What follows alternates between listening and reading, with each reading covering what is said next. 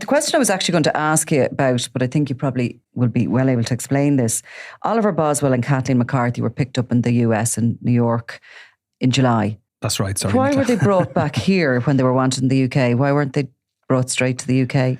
I don't know. I'm guessing it was the quickest and most efficient way of getting them back to the UK. That the Americans had picked them up, and instead of waiting around for extradition proceedings to go through at whatever expense and time and cost, that it's quite possible they consented to being deported directly to Ireland, which is their nationality.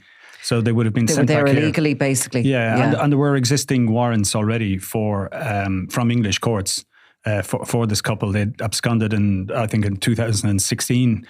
2017, they were found guilty, or he'd actually pleaded guilty to a whole series of fraud cases where they were basically home repair scams, taking money up front off people and not doing the work. And they were basically due for sentence and have been on the run since then. So these frauds would have taken place in 2014. So the evidence at an extradition hearing this week. Now, it's evidence, but it was very much what she had been telling her solicitor, who swore an affidavit, and it suggested that they had returned to Ireland, and then for the last 12 months or up until their arrest had been in the US. So, I mean, essentially their 10 years of being on the run from the UK came to an end on 17th of July when Kathleen McCarthy was stopped driving a Ford pickup truck in Ulster County, New York. Didn't know that existed. I'm sure there's loads of weird counties over the States. Isn't there 17 Dublins, I think, across the US or something like that? But anyway, so also the sheriff's office in Ulster County put out a statement at the time. I think they were quite chuffed with themselves that this lady turned out then to be part of as they call it, the travelling conmen fraud group is what the kind of it's what the enforcement and removal operations in the US talk about. I'm sorry, they're actually part of the customs enforcement, immigration customs enforcement in the US, and the ERO are part of that. They're the kind of, I suppose, the execution arm. They're the crowd who go out and put not hands the on type some of people you'd like to be stopped by if you are on the run for so long as they are. Yeah, and she was picked up, and I think ICE had realised who she was, and then with the local police, then I think they arrested him as well the next day. I think he'd already been arrested previously earlier that year in South Bend, Indiana, for some minor enough crime. Proving yet again, these people, that the globe is just a small place for them and they get around. So originally from Rathkeale? Well, she was actually born in Wolverhampton. That's what was said yesterday. And I mean, there's been long-standing links between Wolverhampton and Rathkeale. If anyone who's read any of my books would know Nicola. But it was very much, she is very much Rathkeale. They would be part of, I suppose, the term people would use, the Rathkeale Rovers. But they're part of this kind of, organised crime gang involved in defrauding people. It was heard at the extradition hearing that, if she got bail, that there was a surety of 2,500 that could be put up, and that she would live in her parents' house in Rathkeale. So, I mean... And had they an address here in Ireland? No, they didn't have an address here. Their address has been, I think, Wolverhampton, right. All through their cases that were dealt with in the UK. I think it was Lewis Crown Court. There was 11 people that were suspected of being part of this, and I think there's at least 7 who have been convicted. Now, Oliver Boswell himself pleaded guilty. I think his particular case involved something like £75,000 sterling being transferred to him, and she was done for money laundering, and in her case it was 225,000 sterling. But they think that they were actually described as the leaders of this gang, and they were suspected of having defrauded people of something like €3 million over a 1-year period. On those scams, like I'll do your driveway and then not showing up? Yeah, and that kind of thing. It's massive money. Well, there was more than that to it. I mean, there was one of the guys involved was posing as a UK trading standards officer. So they were doing this thing of re-victimizing victims. So you had somebody who's already been scammed, and you have another member of the gang who goes back saying, I can get your money back, or I can get your compensation. Oh, but we do need a few more quid from you. So, I mean, that is... It's an old trick in all con artists. Like, if somebody turns up and say, I believe being ripped off, I know the guy who did it, and I can track him down for you, but it's going to cost a few quid. And people are usually so angry about it, they fall for it again, unfortunately. So, and where did these scams happen in the UK? Was it all over, or was it a particular area? Yeah, it was a mixture. There was some in Surrey, some in Kent, Sussex. It's kind of the south of England, the wealthier areas, yeah. And they were all vulnerable people. Like, they were elderly people. There was one, I think it was a 92-year-old man in one case. it's a tried and tested scam. We know people have been doing it for years. And, whether it's home repairs or driveways or, and there's different variations of it. Like, it used to be bats in the roof in the States and this kind of stuff. And, the roof repairs, they do more damage than they do repairs. Then it was tarmacking driveways. I mean, that's still a big one. We've spoken about them before, and the crews doing that. Because they do it all day long and they're so practiced at it, like the figures add up and they become these huge sums of money, even though the individual crimes mightn't be massive. It might be like 17 grand here and 20 grand there, but sometimes they'll hit 10 or 12 people in a week for that kind of money. So it really adds up quickly. Massive. And they're very persistent or prolific. They'll be hardworking, perversely hardworking. So were they hands off from the actual repair work, this couple? Were they the ones that were kind of directing operations, or is that what they're believed to have been doing? From what we know, from what was said, was that they were the kind of the front guys. There was very little work done, and most of these people were just, they handed over money and work wasn't really carried out. So, I mean, you often find that the way these gangs work is that you'll have a couple of the front guys, the members of the organised crime gang. A lot of them would have links to Rathkeil.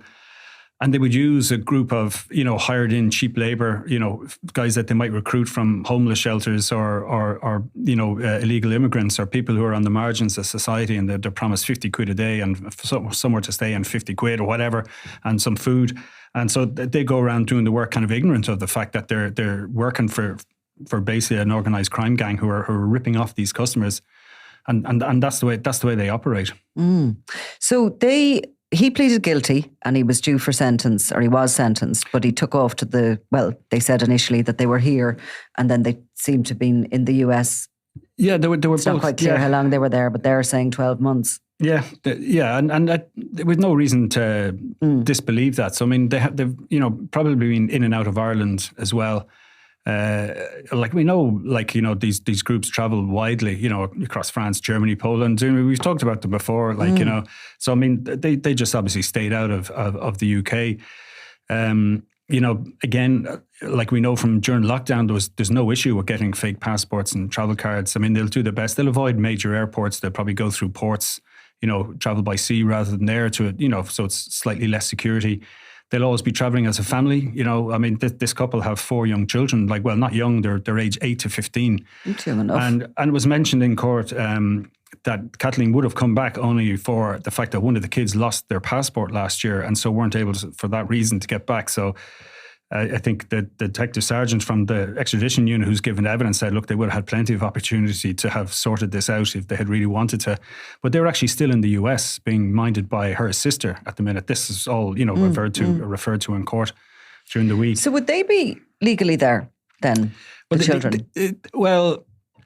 I don't know is the answer, but I know in the case of their parents, it's unlikely to be honest, but in the case of their parents, they entered the country legally, as tourists, as any of us can go in for 90 days, I think is whatever the number of days is. I think it's 90 days, and you're not supposed to work. You have to stay within the rules. And so that's what they were actually initially really picked up for. It was nothing to do with whether or not the Jeep in Ulster County was stolen or not. It was the fact that they had violated the kind of the conditions of entering the US, and it was essentially they overstayed, and that was enough to deport them. And the fact that they were wanted in the UK, I suppose, just probably meant they were a higher priority case than otherwise they would have been.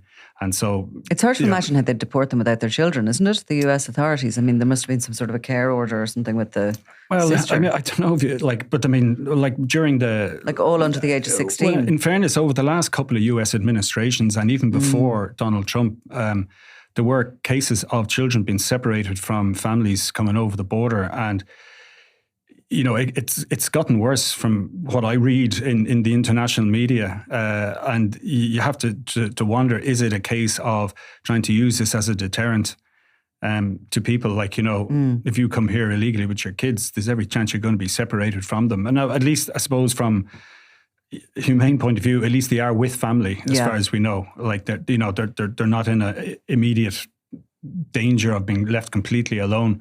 I mean, they are age 8 to 15. I mean, they were talking about, Kathleen McCarthy was looking for bail, And one of her reasons for looking for bail was that she hoped that when the kids come home, she'd get them to start school in Limerick and she'd be able to look after them. Now, considering that there's a 60-day limit on your extradition, she couldn't have fine. I don't know. It would have been cutting it tight, like, if it's taken a year and they can't get the kids out of the United States already. Anyway, these were rejected by the judge. I mean, he just looked, he felt, no, there was too much danger of Were they both present in court?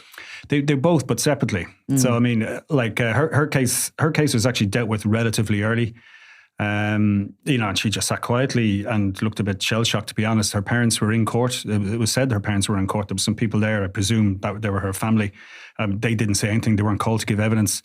Again, because it's high court, in these cases, like the evidence isn't necessarily what's kind of what you hear in court. It's in the affidavits. So the lawyers, when they're speaking, are referring to the affidavits, and the judge in this case was pretty much a stickler on this, looking for the exact. He says, "Well, look, I've no direct evidence of this. This is only hearsay, which I'm getting from her solicitor." And it's the averments made by her to her solicitor, and this was the affidavit. So to some extent, it was all hearsay evidence, and that was the judge's view. So he denied her bail.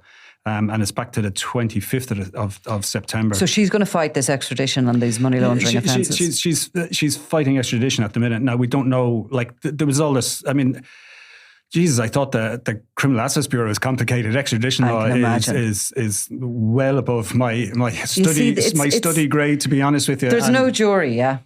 No, there's no jury. And, so and it's basically they're not having to explain anything within the court. That's what I always got about the cab cases.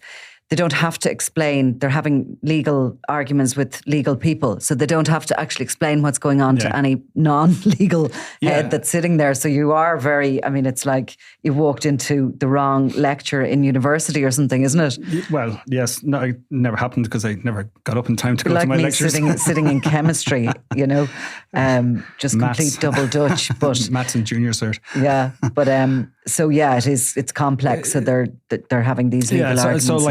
So there was argument about when they would be putting forward their points of objection. Now, like from other cases that I've sat in, I've had the pleasure of attending the extradition list now a couple of times this month during the vacation period, just because of obviously Peter Keating, as we know, is one of those who's on that list at the minute and is fighting his case.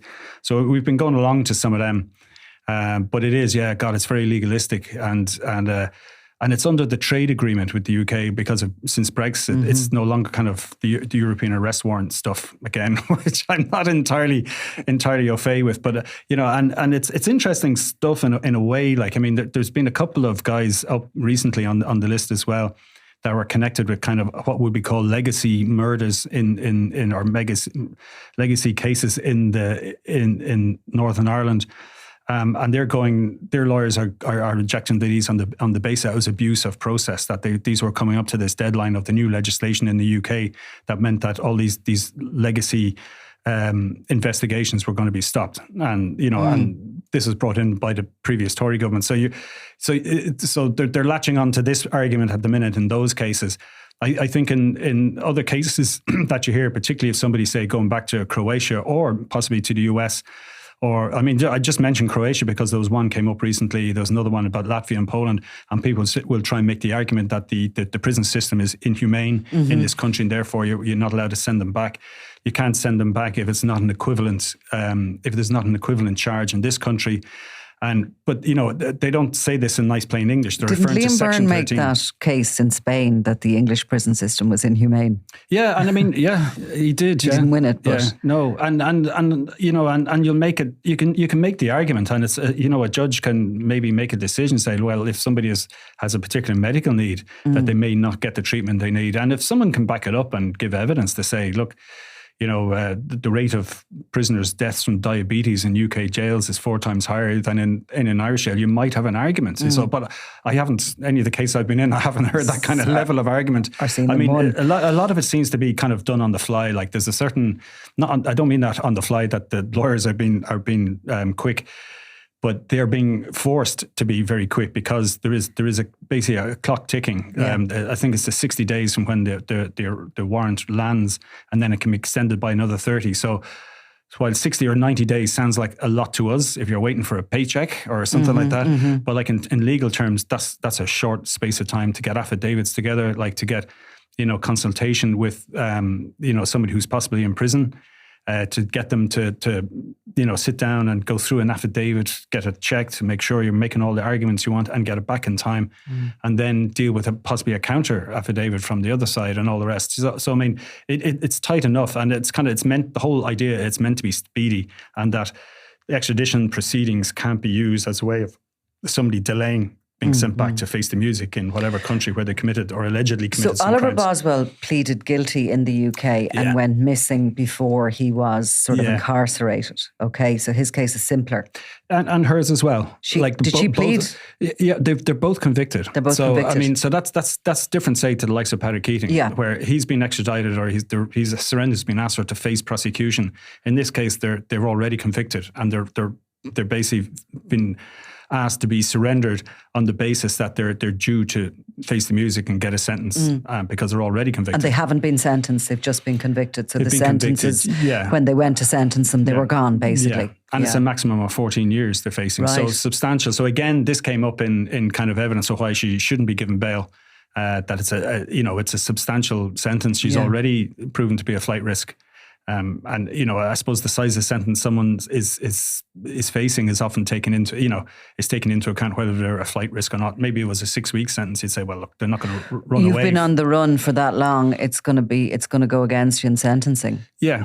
And they're going to try and make the argument, I think, as well, which I've heard again in some of the cases, is that there's no guarantee that all the time that they've spent now in custody since July the 17th, is that going to count as part of their future sentence? But that's, the argument is made, but the counter argument that I've heard made, and a lot of this was going on with Patrick Keating because he's serving a sentence in this country, about whether or not then that's going to count to their eventual sentence. But that's really up to, a judge in the UK to decide whether or not they should take that into account. And the fact that somebody ran from justice probably is going to mitigate against them, saying, well, if you had, you'd be out by now. I mean, if you had done your time in 2017. He agreed to be handed over, basically. And it had the morning. Would that be sort of seen as maybe a tactic that the kids are coming home to Ireland? Well, the thing was, he's handing himself over. She was dealt with first. And her bail was refused. Now, he was due to make a bail application, and then it emerged that he'd consented then to be surrendered. So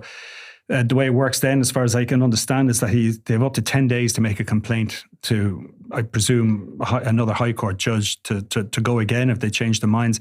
And after that, then there's another 10 days when they can be basically handed over to the guards. The guards had to, there was permission sought and an order given that the guards can take custody for 48 hours of this person so they can get their flight ready or whatever. So it's after day 10 and before day 20, they're going to be on the plane to the UK. If not, they have to be back in the High Court. Right. It sounds like it would have been much cheaper just to fly them directly to Heathrow from the States. I had to say, obviously they weren't extradited, so I presume they were deported immediately, presumably before the UK authorities could get their paperwork together. Yeah, I'd say there's an element of it's as far as I understand from what we know of people who've been picked up for immigration offences in the US, it's very hard to get legal representation. It's very hard to get decisions overturned, and the longer you delay it, the longer you're in some pretty ratty prison cell. So you might fancy your chances, like in Wheatfield, rather than in a federal box, whatever they are. I mean, they're pretty rough, kind of the American prisons, even by Irish standards, even by UK standards. So I mean, you take your chances. I mean, in fairness, like the two of them look pretty rough and shell shocked. I mean, it's amazing.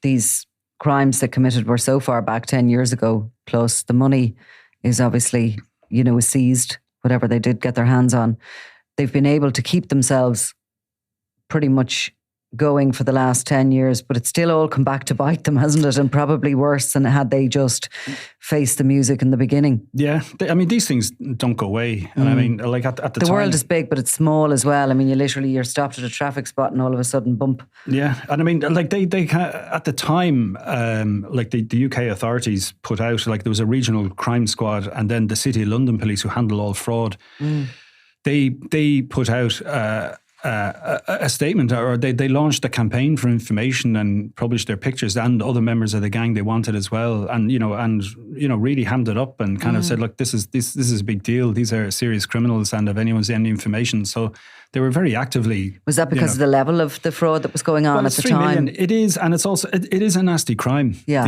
When you're hitting up vulnerable people, it's a really nasty crime. So I mean.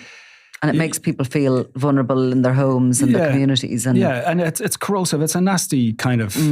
It's very unfair and exploitative. I mean, all crime is, but this is kind of a premeditated, nasty crime. Because you know what you're doing, and as this kind of a view of, well, if old people with money are left to fend for themselves, bigger fool their relatives for leaving them up for grabs. I mean, that's kind of the attitude, and it's cruel. You spoke at length recently with Niall about these gangs and that, but just briefly, is there anybody else out there wanted at the moment, or there is? We're talking about.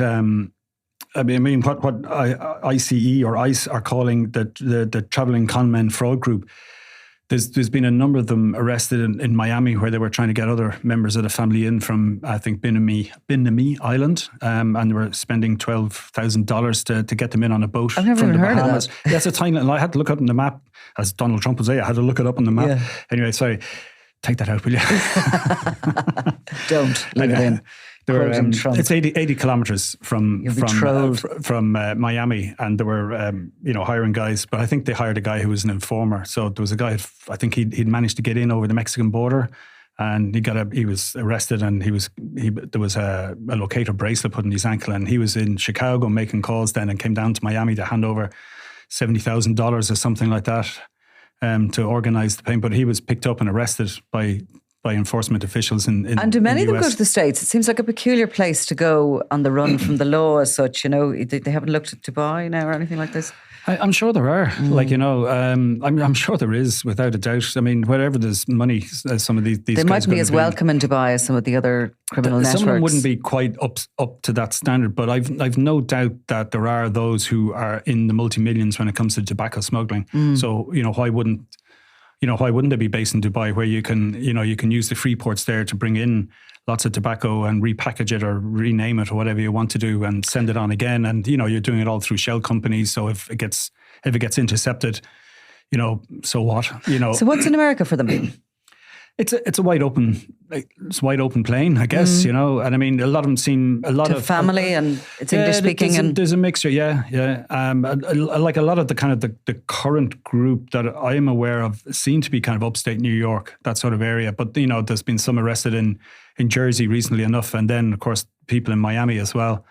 All places with big Irish populations that they hide within. Well, I mean, South Bend, Indiana, where Oliver Boswell was picked up, previously to his most recent arrest, I mean, is a long way away. But again, we see all these every so often. We end up doing stories on the guys in Toronto or Vancouver knocking on doors, and then in the States as well, doing this kind of stuff. And I mean, the fact that ICE or the American authorities have this, denomination called the travelling conmen fraud group, kind of means they're very much on the radar.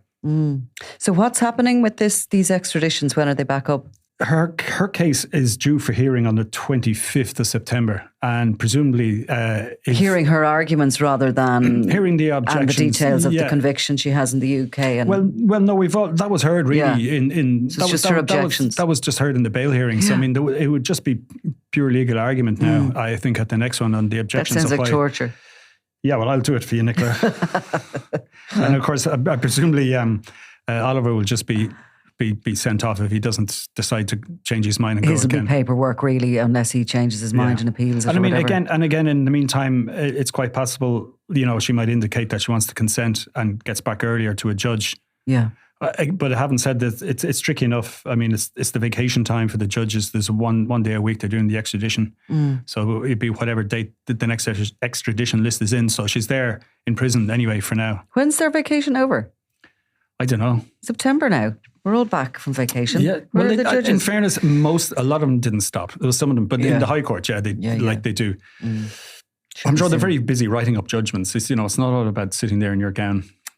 Anyway, you are going to take on that torture when she's back up to hear her legal arguments and what's going to occur with her. But it sounds as if, given that there is a conviction in the UK, she's probably not on the best footing. Pater Keating? Well, he's already put back, I think, I forget the date now, but it's somewhere like the 11th or 12th, is it, of September? It's in my diary, don't worry. He has a kind of more meaty case, I would have thought.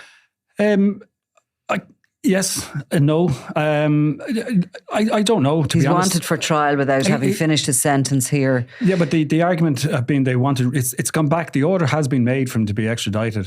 But the counsel for the state, or counsel for the Minister for Justice, was making the argument that these arguments have already been litigated and put forward and ventilated in front of previous vacation judges, and that they're going back over old ground. And I think that one of the last, because it was different judges each week, and one of the last judges then said, look, we'll just put it back until everyone's back from vacation, just to finally deal with it. So, but they were looking for more information on making sure that his sentence was going to continue, so that if he's acquitted, he comes back to Ireland. If he's found guilty, he comes back to Ireland.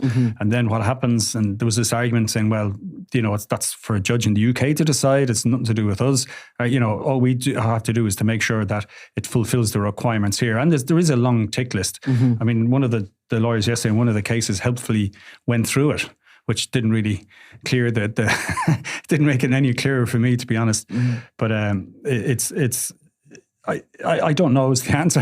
Like, does he have a case? He has a case to argue. He's got something to argue. Yes. But whether it's a strong case is one lawyer will say yes it is, and another will say no, it's absolutely not. Well, listen, I'd rather you than me, so we'll come back to this later in the month. Thanks, Eamon. No worries. Always a pleasure. I'm Nicola Tallant, and you're watching Crime World, a podcast about criminals, drugs and the underworld in Ireland and across the globe. Make sure you subscribe to our channel and turn on notifications so you can be the first to watch all our latest episodes. You can also listen wherever you get your podcasts.